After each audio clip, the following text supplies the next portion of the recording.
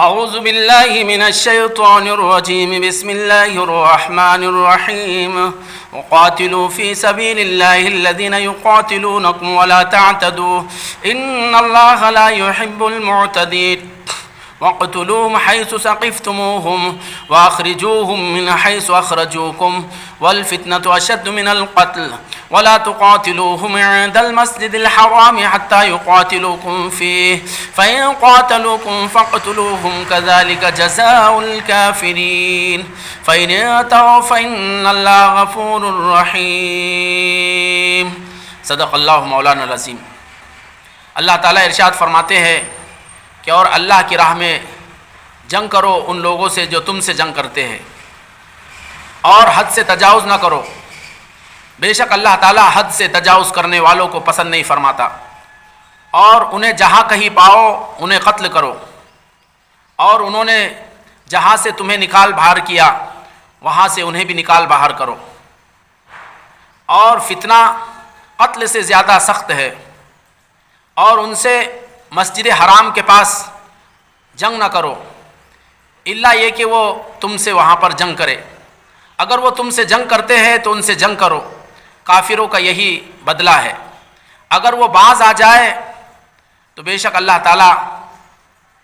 بڑا معاف فرمانے والا نہایت مہربان ہے۔ نبی پاک صلی اللہ علیہ وسلم کے نبوت کے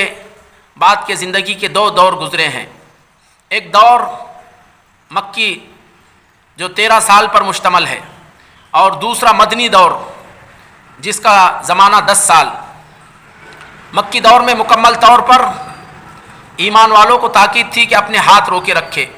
کفوا ایدیکم واقیموا الصلاۃ قرآن نے کہہ دیا۔ چنانچہ صحابہ کرام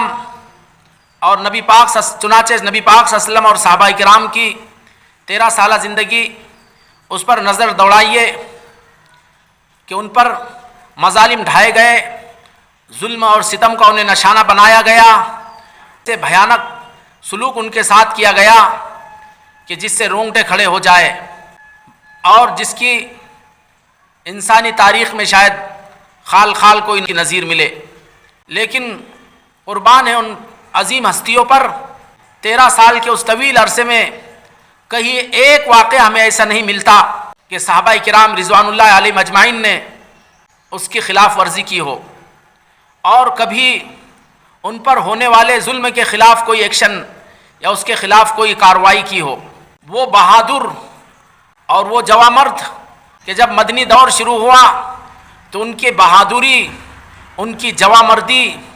اور ان کی ثابت قدمی کی ایسی اعلیٰ مثالیں سامنے آئیں، اور ایسے نمونے انہوں نے پیش کیے کہ اس طرح کے بہادری اور جواں مردی اور ثابت قدمی کے نمونے انسانی تاریخ میں خال خال ملتے ہیں۔ لیکن وہی صحابہ مکی دور میں ایسا لگتا ہے کہ ان کے اندر کوئی عزم اور حوصلہ نہیں تھا، تو یہ انہوں نے عملی مظاہرہ پیش کیا زندگی میں، صبر کی ٹریننگ اور صبر کی ان کو تلقین کرنا تھی۔ مدنی دور شروع ہوا تو اس میں اللہ تعالیٰ کی طرف سے آیت نازل ہوئی۔ یوں آتا ہے کہ وقاتلوا فی سبیل اللہ الذین یقاتلونکم، مذکور آیت سب سے پہلے آیت اتری جس میں ایمان والوں کو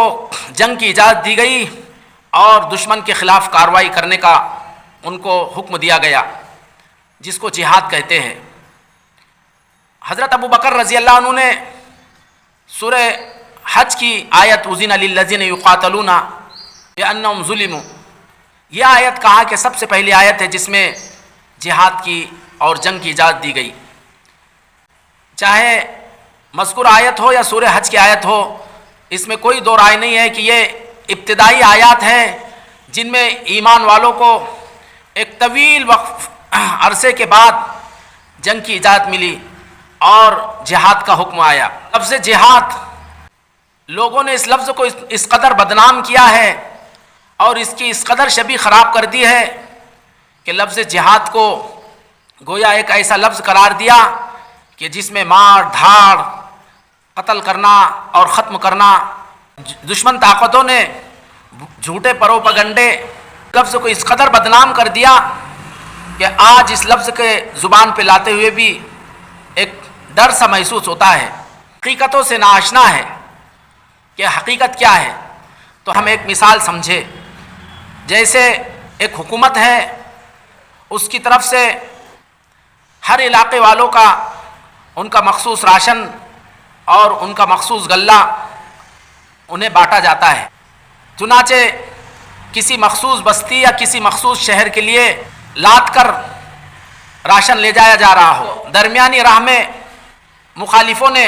راشن سے لدی گاڑیوں کو روک دیا، راشن کسی طرح بستی تک پہنچ گیا، لوگ اپنا حق وصول کرنے کے لیے آئے، ان لوگوں کو ان کا حق لینے سے روکے. یہ دوسری کیفیت کہ انہیں ان کا حق لینے سے منع کر دے. یا تیسری کیفیت یہ کہ لوگوں نے اپنا اپنا حق تو حاصل کر لیا، لیکن دشمن جماعت کے کچھ افراد آئے اور انہوں نے لوگوں کو اپنے حصے کا راشن اور اپنے حصے کا غلہ استعمال کرتے ہوئے ان کو روک دیا، منع کر دیا. یہ تینوں کیفیتیں ظاہر ہے کہ دنیا کی کوئی بھی حکومت، دنیا کا کوئی بھی قانون ایسے لوگوں کو مجرم قرار دے گا، ایسے لوگوں کو وہ باغی کہے گا، اور ایسے لوگوں سے جنگ کرنے اور ایسے لوگوں کو کچلنے کا دنیا کا کوئی بھی قانون حکم دے گا. تو آئیے اس مثال کو پیش نظر رکھتے ہوئے جہاد کے مفہوم کو سمجھے. یاد رکھے یہ زمین اللہ نے بنائی، آسمان اللہ نے بنایا، اس میں کسی کی دو رائے نہیں ہے، دنیا کا کوئی مذہب اس کا انکار نہیں کر سکتا. الذی جعل لکم الارض فراشا والسماء بنا، اس میں انسان کے ہاتھ میں زمین کی باغ ڈور عطا کی. اس اللہ نے جس نے آسمان بنایا، جس نے زمین بنائی اور جس نے انسان کو وجود بخشا، اس اللہ نے اس انسان کو اس کی زندگی گزارنے کے لیے ہر دور میں نبیوں کی واسطے سے ایک ضابطِ حیات دیا، ان کو زندگی گزارنے کا دستور دیا اور ان کو ایک عقیدہ دیا. پھر اس آخری دور میں آخری نبی کی شکل میں محمد صلی اللہ علیہ وسلم کے واسطے سے قرآن کی شکل میں انسانیت کے لیے اللہ نے ایک دستور حیات دیا، ایک ضابطۂ زندگی دیا اور ان کے لیے ایک عقیدہ دیا. ایسا ضابطہ، ایسا دستور حیات یا ایسا عقیدہ کہ جس میں ان کے لیے دنیا کی بھی اس چھوٹی زندگی کی کامیابی ہے، یہاں کے بھی ان کے لیے زندگی کے تمام اصول اور ضوابط اور تمام طریقے ہیں، اور آخرت کی کامیابی بھی یقینی ہے. چنانچہ اب یہ دستور یا یہ ضابطۂ حیات یا یہ عقیدہ ارض و سما کے مالک، آسمان و زمین کے پیدا کرنے والے کا عطا کردہ ہے، اور اس دھرتی پر آباد انسان کے نام ہے کہ پوری انسانیت کا وہ دستور ہے، پورے انسانیت کے لیے وہ ضابطۂ حیات ہے. نہ کوئی مخصوص علاقہ اس میں اس کا حقدار ہے، نہ کوئی مخصوص جماعت ہے، نہ کوئی مخصوص ملک ہے، نہ مخصوص زمانہ ہے، بلکہ پوری انسانیت بلا استثناء اس ضابطے اس کی حقدار ہے. قرآن میں اللہ نے فرمایا کہ وما ارسلناک الا کافۃ للناس، کہ ہم نے پوری انسانیت کے لیے ہم نے آپ کو نبی بنا کر بھیجا ہے. تو دنیا کے کسی خطے کا ہو وہ حق رکھتا ہے اس ضابطۂ حیات کا. اور خلاصہ یہ ہے کہ اس سلسلے میں تین باتیں ہیں. کہ پہلی بات تو یہ ہے کہ ہر فرد کے پاس وہ حق اس کا پہنچے، کوئی رکاوٹ پیدا کرتا ہے تو اس سے جہاد کیا جائے گا. دوسری بات یہ ہے کہ جو لوگ اس پر عمل کرنا چاہے ان کو مکمل آزادی ہو کہ وہ اللہ کی دھرتی پر اللہ کے قانون کو اپنا رہے ہیں، تو ان کا حق ہے کہ اس کو اپنے زندگی میں لائے اور اس پر عمل کرے. ان کو اختیار دیا گیا. قرآن پاک میں کہا وَقُلْ جَاءَ الْحَقُّ مِنْ رَبِّكُمْ فَمَنْ شَاءَ فَلْيُؤْمِنْ وَمَنْ شَاءَ فَلْيَكْفُرْ. کہہ دو کہ حق تمہارے رب کی طرف سے آ گیا ہے کہ جو چاہے ایمان لائے، جو چاہے اس کا انکار کرے. زبردستی نہیں رکھا گیا. اور تیسری بات یہ ہے کہ اب جن لوگوں نے اس پر عمل کر لیا، جو لوگ اس پر عمل پیرا ہو گئے، وہ آزادی کے ساتھ اس پر عمل کر سکے، کوئی اس میں رکاوٹ نہ پیدا ہو، کوئی اس میں انہیں ان کے اس عمل سے نہ روکے. یہ ان کا اپنا ذاتی حق ہے. تو یاد رکھے جیسے یہ تین باتیں جو ان کا حق پہنچنے تک جو لوگ روک رہے ہیں، ان سے جہاد کیا جائے گا، یا پھر جو اس کو قبول کرنا چاہے اس کے راہ میں جو رکاوٹیں ڈال رہے ان سے جہاد کیا جائے گا، اور یا پھر جنہوں نے اس کو قبول کر لیا ان کو ذاتی حق ہے کہ وہ آزادی سے اس پر عمل کرے، اگر کوئی اس سے منع کرتا ہے تو اس سے جہاد کیا جائے گا۔ تو غور کرے کہ کیا یہ ظلم ہے، کیا یہ ناانصافی ہے کہ کسی کو اگر اس کا حق اس تک پہنچا ہے، وہ اس کے اپنے حق کو وصول کر رہا ہے یا کوئی اس پر عمل کر رہا ہے، وہ اس کو استعمال میں لا رہا ہے تو اس کو اس کے حق سے روکے۔ کسی کو حق ہوتا ہے، یہ ظاہر ہے کہ دنیا کا کوئی قانون یہ نہیں کہے گا کہ اس سے روکا جائے، اور ایسے روکنے والے کو مجرم سمجھا جائے گا۔ تو اسلام کا یہی ضابطہ ہے کہ جو اسلام کی دعوت دنیا میں پہنچنے سے منع کر رہے ان کو کچلا جائے۔ دوسری بات کہ جو اسلام کے دعوت کو قبول کرنا چاہ رہے ہیں اور اس کے لیے جو سد راہ بن رہے ہیں، جو رکاوٹیں ڈال رہے ہیں، ان کو کچلا جائے،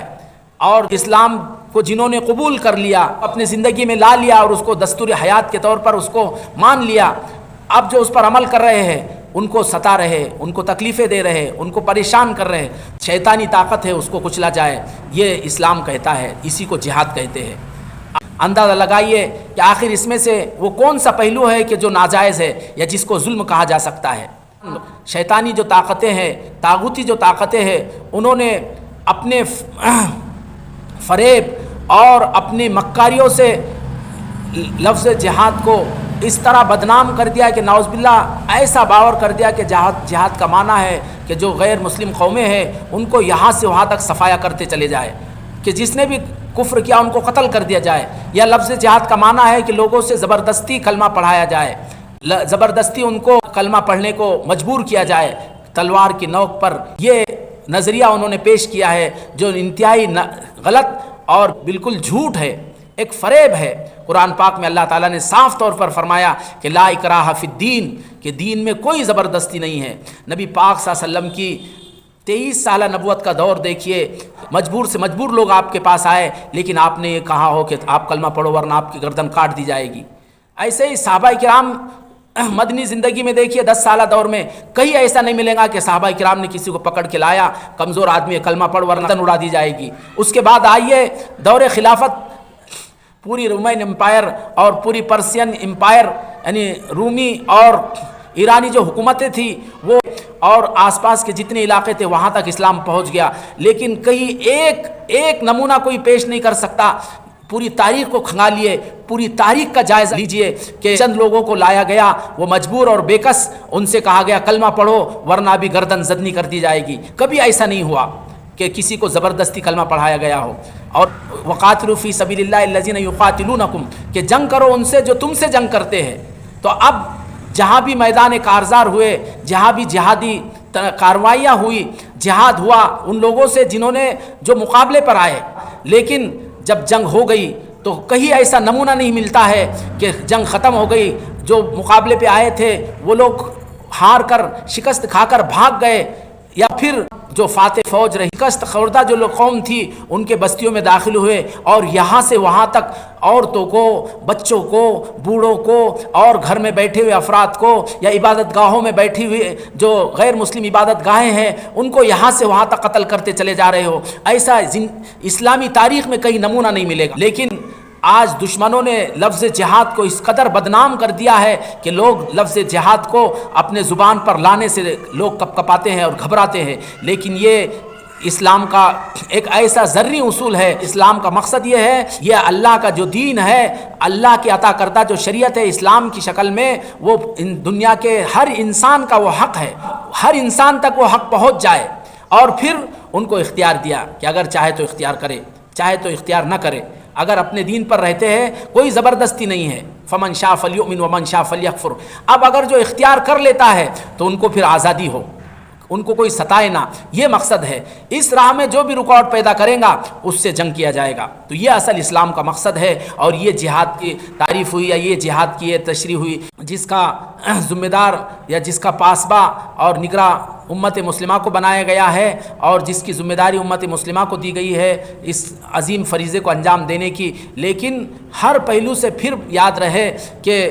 کہیں ایسا نہیں ہے جو کلمہ نہیں پڑھتا ہے یا جو مسلمان نہیں ہوتا ہے اس کو ناحق قتل کیا جائے گا یا اس پر دست درازی کی جائے گی. ہاں جو میدان میں آتا ہے اور جو دین کے سلسلے میں رکاوٹ بنتا ہے، جو سد راہ کی رول اپناتا ہے اور شیطانی کردار کو نبھاتا ہے، تو پھر ایسے شیطانوں کو قتل کیا جائے گا. قرآن پاک میں اللہ نے فرمایا وقاتلوا ائمۃ الکفر، کہ جو کفر کے سرغنے ہیں، جو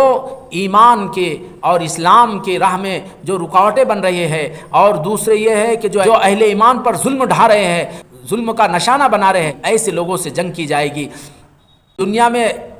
دیگر جتنی قومیں ہیں، دنیا کے جتنے مذہب ہیں، ہر مذہب والے کو آزادی کے ساتھ اپنے مذہب پر عمل کرے، اس کو مکمل چھوٹ دی جاتی ہے. جب اسلام دنیا کے ہر مذہب اور مذہب والے کو یہ چھوٹ دیتا ہے کہ اپنے آزادی سے عمل کرے، تو پھر کیا اسلام اور اسلام کے ماننے والے کو یہ چھوٹ نہیں ہے ہونا چاہیے کہ اس پر آزادی سے عمل کرے اور اس کے پیغام کو دنیا میں عام کرے؟ تو خلاصہ یہ ہے کہ اسلام سر انصاف پر مبنی انسانوں کے لیے زندگی گزارنے کا دستور حیات ہے، اور انسانوں کی اس میں دنیا کی بھی کامیابی ہے اور آخرت کی بھی بہبودی اسی میں یقینی طور پر اللہ نے رکھی ہے. اللہ کا دیا ہوا دستور یہ نہ صرف مسلمانوں کا بلکہ پوری انسانیت کا مشترکہ حق ہے. لہٰذا جو بھی اس پر عمل کرنا چاہے، اللہ نے یہ اس کے لیے راہ ہموار کر رکھی ہے، اس کے لیے دروازہ کھلا رکھا ہے، اور جو اس میں رکاوٹ پیدا کرتا ہے وہ شیطانی آلہ ہے. ایسے شیطانی آلے کار کو ختم کیا جائے گا اور اس کو کچلا جائے گا. اسی کا نام جہاد ہے. یہ نہ کوئی ظلم ہے اور نہ کوئی ناانصافی ہے، بلکہ یہ حق پر مبنی ہے، خدائی قانون ہے. نے کہا فی سبیل اللہ، اللہ کے لیے، اللہ کے واسطے مقصد بتلا دیا کہ دنیا کی حکومت حاصل کرنا اور ملکوں کو فتح کرنا یا اپنی ناموری، اپنی بہادری، مال و دولت، یہ تمام نہیں، بلکہ اللہ فرما فی سبیل اللہ، اللہ کی راہ میں، اللہ کے لیے. اللہ کے نبی نے بھی فرمایا، آپ سے کہا گیا ان الرجل یقاتل شجاعتا وحمیتا ورئاء ای ذلک فی سبیل اللہ قال من قاتل لتکون کلمۃ اللہ العلیٰ فہو فی سبیل اللہ. آقا مدنی نے ایک جملے میں کہا کہ جو حمیت کے نام پر، جو بہادری کے نام پر، جو عصبیت کے نام پر اور جو ناموری کے لیے جہاد کرتا ہے، جنگ کرتا ہے، وہ کہا کہ کوئی بھی اللہ کے راستے میں نہیں، صرف وہی شخص اللہ کے راستے میں سمجھا جائے گا کہ جو اللہ کا اس لیے جنگ کرتا ہے تاکہ اللہ کا کلمہ بلند ہو. تو یہ اللہ کے نبی نے فرمایا فی جہاد کا یا پھر جنگ کرنے کا حکم دیا، لیکن کتنے شرائط اور کتنے اس کی پابندیاں اندازہ لگائے. پہلی شرط لگائی فی سبیل اللہ، مقصد تمہارا اللہ کی راہ میں جہاد کرنا ہو، لیکن اللہ کے لیے ہو. دنیا کا کوئی مقصد نہیں، کسی سے دشمنی نکالنا مقصد نہیں، کسی کو قتل کرنا مقصد نہیں، بلکہ اللہ کا کلمہ دنیا میں بلند ہو. اس کے لیے ایک پہلی فی سبیل اللہ الذین یقاتلونکم. دوسری بات کہ یقاتلونکم، کہ جو تم سے جنگ کرتے ہیں، ان لوگوں سے جنگ کرو جو تم سے جنگ کرتے ہیں. یہ کیسے ذری اصول ہے اسلام کے، کہاں کہ جو مقابلے پر آتا ہے ان سے جنگ کرو. اسی لیے حدیث میں اور خلفائے راشدین کے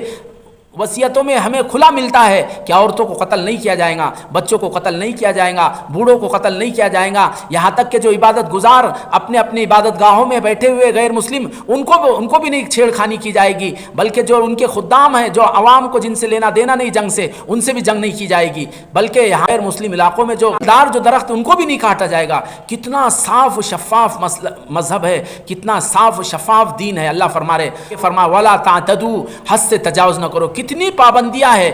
کتنی پابندیاں. جنگ کا حکم ہے، جہاد کا حکم ہے، لیکن کتنی پابندیاں. کوئی ہے دنیا کا ایسا قانون، دنیا کی کوئی ایسی آرمی کہ جس کو اتنی پابند کیا جا رہا ہو؟ اللہ فرماتے ولا تعتدوا، حد سے تجاوز نہ کرو، باقی پر ناحق ظلم نہ کرو، جنگ کرو. پھر اللہ فرماتے ان اللہ لا يحب المعتدین، اللہ تعالی حد سے تجاوز کرنے والوں کو پسند نہیں فرماتا. قربان جائیے کیسا دین اللہ نے دیا ہے. دنیا میں اس کو بدنام کرنے کے لیے کیسے پلاننگ اور حربے کیے جا رہے ہیں. آج دنیا کے ان ظالم طاقتوں کو دیکھیے کہ آج وہ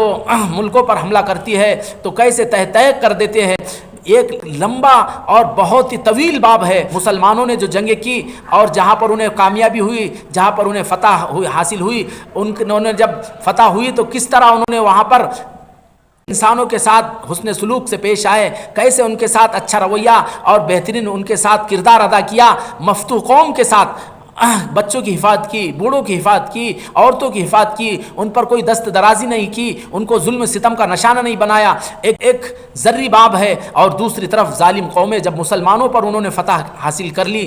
کرسچنوں کے واقعات کامیابی حاصل کر لی تو کیسے ظلم اور ستم ڈھائے۔ ایسے تاتاری قوموں کے واقعات پڑھے، اور دنیا میں جو بھی فاتح قومیں رہی ہے، جب انہوں نے اپنے مقابل پر فتح پایا تو انہوں نے یہاں سے وہاں تک کیسے اینٹ سے اینٹ بجا دی، اور کیسے انہوں نے ظلم کی داستانیں مرتب کی، اور کیسے انہوں نے انسانوں کو ستم کا نشانہ بنایا، عصمتیں لوٹی، عزتوں کو داغ کیا، اور معصوموں کو کیسے انہوں نے تہ تیک کیا۔ یہ ایک لمبی اور طویل داستان ہے جو اس مختصر موقع پر بیان نہیں کی جا سکتی۔ ان اللہ لا يحب المعتدین، کہ تم حد سے تجاوز نہ کرو، کہ اللہ تعالیٰ حد سے تجاوز کرنے والوں کو پسند نہیں فرماتے۔ یہ اہل مکہ ہے کہ جنہوں نے مسلمانوں کو 13 سال تک ان پر ظلم و ستم کے پہاڑ ڈھائے، جنہوں نے مسلمانوں کو ظلم و ستم کا نشانہ بنایا اور مظالم پر مظالم ڈھاتے چلے گئے، ان کے سلسلے میں کہا جا رہا ہے وَاقْتُلُوهُمْ حَيْثُ ثَقِفْتُمُوهُمْ، جہاں کہیں ان کو پاؤ ان کو قتل کرو، اور وَأَخْرِجُوهُمْ مِنْ حَيْثُ أَخْرَجُوكُمْ، کہ جنہوں نے تم کو مکہ مکرمہ سے نکال باہر کیا، تمہارے گھروں سے بے گھر کیا، ان کو بھی وہاں سے نکال باہر کرو۔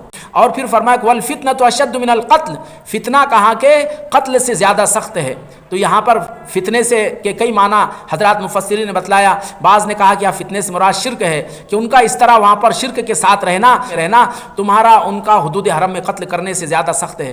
اور دوسرا معنی یہ بتلایا گیا، انہوں نے جو تمہیں آزمائش میں مبتلا کیا اور آزمائش میں ڈالا، یہ زیادہ سخت ہے، یہ زیادہ خطرناک ہے کہ تم ان کو حدود حرم میں قتل کرو، یعنی تمہارے قتل کرنے سے زیادہ ان کا حدود حرم میں اس طرح فتنہ کرنا زیادہ سخت ہے۔ اور تیسرا مفہوم یہ بتلایا کہ وہ آخرت کا جو ان کو عذاب ہوگا، یہ کہا کہ تمہارا ان کے قتل کرنے سے زیادہ سخت ہے۔ چوتھا مفہوم یہ بتلایا گیا، وہ تمہیں حدود حرم سے روک رہے، خانہ کعبہ سے تمہیں منع کر رہے ہیں، روک رہے، تو ان کا تمہیں خانہ کعبہ سے روکنا، حج عمرے سے روکنا، یہ زیادہ سخت ہے تمہارا ان کے قتل کرنے سے۔ تو اللہ نے صحابہ کرام کو یہ خیال ہوا کہ کافروں کے عہد اور پیمان پہ کیا بھروسہ، کہ ہو سکتا ہے وہ ہم پر حملہ کر دے اور ہمیں حدود حرم میں قتل کرے، اگر وہ ہم پر حملہ کر دیتے ہیں تو ہم کیا کریں، یہ اس طرح کا خیال صحابہ کرام کے دل میں پیدا ہوا۔ تو اللہ نے فرمایا کہ پہلے تو کہا کہ وَلَا تُقَاتِلُوا عِندَ الْمَسْجِدِ الْحَرَامِ حَتَّىٰ يُقَاتِلُوكُمْ فِيهِ، کہ جب کہا کہ اگر وہ مسجد حرام میں ان سے جنگ نہ کرو جب تک کہ وہ تم سے جنگ نہ کرے، لیکن کہا کہ فَإِنْ قَاتَلُوكُمْ فَاقْتُلُوهُمْ، اگر وہ تم سے جنگ کرتے ہیں تو پھر کہا کہ ان کو قتل کر دو۔ ذَلِكَ جَزَاءُ الْكَافِرِينَ، یہ کافروں کا بدلہ ہے کہ حدود حرم میں اگرچہ ان کا قتل ہو رہا ہے، لیکن چونکہ انہوں نے پہل کی ہے اور انہوں نے اس کی بے حرمتی کی ہے، کہا کہ اس لیے ان کو قتل کرو، ذَلِكَ جَزَاءُ الْكَافِرِينَ۔ پھر آگے فرمایا فَإِنِ انْتَهُوا فَإِنَّ اللَّهَ غَفُورٌ رَحِيمٌ، اگر وہ باز آ جاتے ہیں تو کہا کہ اللہ تعالیٰ معاف فرمانے والا نہایت مہربان ہے۔ اس کے سلسلے میں یوں کہا گیا، حضرت عبداللہ ابن عباس نے کہا کہ اگر وہ جنگ کرنے سے ہاتھ روک لیتے ہیں تم بھی روک لو، یہ مفہوم بتلایا۔ جبکہ حسن بصری رحمۃ اللہ نے کہا کہ اگر وہ فَإِنِ انْتَهُوا، کہ اگر وہ شرک اور کفر سے باز آ جاتے ہیں اور اسلام کے دائرے میں داخل ہو جاتے ہیں، اسلام قبول کر لیتے ہیں، تو اللہ تعالیٰ معاف فرمانے والا اور مہربان ہے۔ یہ دوسری توجہ زیادہ صحیح ہے کہ کافر اگر جنگ سے رک جائے تو ٹھیک ہے، اس سے صلح ہو جائیں گی، لیکن اللہ کی مغفرت، اللہ کی رحمت اس سے حاصل نہیں ہوگی۔ لیکن جب کافر اسلام قبول کرے گا تو اس سے جنگ کرنے سے ہاتھ روک لیا جائے گا، اور اللہ کے پاس بھی اس کے لیے مغفرت ہے اور رحمت ہے۔ یہ تو دوسری توجہ زیادہ صحیح ہے، بتلائی ہے حضرات مفسرین نے۔ لگائیے کہ مکے کے ان مشرکین کے سلسلے میں ہے کہ جنہوں نے نبی پاک صلی اللہ علیہ وسلم اور صحابہ کرام کو نہ صرف 13 سالہ مکی زندگی بلکہ مدنی زندگی میں بھی مسلسل نبی پاک صلی اللہ علیہ وسلم اور صحابہ کرام کو نشانہ بناتے رہے اور وہاں تک بھی برابر حملے جاری رکھا، ان کے سلسلے میں ہے اللہ فرمان فَإِنِ انْتَهُوا، اگر آج بھی وہ اپنی ان حرکتوں سے باز آ جاتے ہیں، کفر اور شرک کو چھوڑ دیتے ہیں، اسلام کے دامن میں آ جاتے ہیں، تو فَإِنَّ اللَّهَ غَفُورٌ رَحِيمٌ، اللہ تعالیٰ معاف فرمانے والا ہے، نہایت مہربان ہے۔ فَإِنَّ اللَّهَ غَفُورٌ رَحِيمٌ کہ اللہ تعالیٰ معاف فرمانے والے میں نہایت مہربان ہے، کہ ان کی اتنی طویل ان کے مظالم اور ان کے طویل یہ ظلم ستم، لیکن ایک مرتبہ اگر وہ کلمہ پڑھ لے لا الہ الا اللہ، اپنی زبان سے اس کا اقرار کر لے، اللہ تعالیٰ یکلخت ان کو معاف فرما دیں گے اور ان کو درگزر کر دیں گے۔ اس سے زیادہ وسعت اور اس سے زیادہ مہربانی اور کیا ہو سکتی ہے؟